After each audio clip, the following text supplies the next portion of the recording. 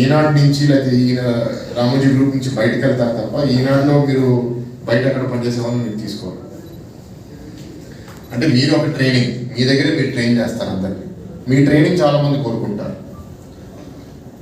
మీ తర్వాత ఇలా ఇంత బలంగా నడపగలుగుతారా లేదా అనేది చాలామంది ఆలోచిస్తారండి అని చెప్పాను. లెటర్ సి ఉన్నంత కాలం మనం ఇట్లా నడిపాం, పిల్లలు బాగా తీసుకెళ్తే జరుగుతుంది అని చెప్పడం జరిగింది. ఏం జరిగింది, నేను ఏం చేశాను అని అన్నీ చెప్పుకుంటే ప్రతి దాని మీద చాలా షార్ప్గా క్రిటిసిజం ఇచ్చారు. ఇది ఎందుకు ఇట్లా కాదు కదా అట్లా ఆలోచించాను నేను.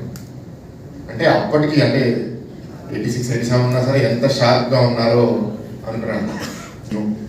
ఎందుకంటే ఎవరో ఎంతో కొంత ఇన్స్పైర్ అవుతే వాళ్ళు కూడా ఆ దారిలో నడుస్తారు కదా అనేది నాకు అనిపించింది.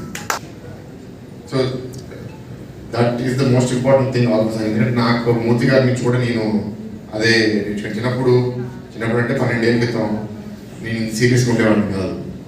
నా ఇంట్లో నా కజిన్కి పెళ్ళి ఉంటే తాతయ్య వెళ్తాను అంటే ఒకరోజు వెళ్ళేసిరా అనేవారు. నా ఫస్ట్ కజిన్ వారం రోజులు ఉంటానంటే ఒప్పుకునేవారు కాదు. సో ఇంకో రోజు అబద్ధం చెప్పాను, తాత పని ఉంది అంటే వెంటనే వెళ్ళిపోతాను. రామోజీరావు గారు ఒకటి నేను అదే చూశాను. Work is worship. వర్క్ ఉన్నంత వరకు ఎవరినైనా సరే ఎంత కష్టమైనా సరే చేయంటారు, ప్రోత్సహిస్తారు. బలవంతులు బలహీనంగా ఉన్న వాళ్ళని లొంగ తీసేసుకుంటున్నారు. ఇలాంటి కొందరు కూడా పోరాడచ్చు, మనం కూడా నిలబడచ్చు అని కొన్ని విధంగా కార్యక్రమం చేస్తారు. నేను ఆలోచిస్తాను అని చెప్పిన సందర్భంలో సార్ సర్వేశ్వర గారు మాకు జ్ఞాపకం చేశారు. సత్యనారాయణ గారు మా టెలిఫోన్ ఆపరేటర్ గారు సార్, అది మా ఫోటోగ్రాఫర్ సత్యనారాయణ గారు తెలుసు కదా సార్. ఆయన ఫిలిం పేరు కాదు, ఎన్ఎస్ఆర్ చైర్మన్ గారు.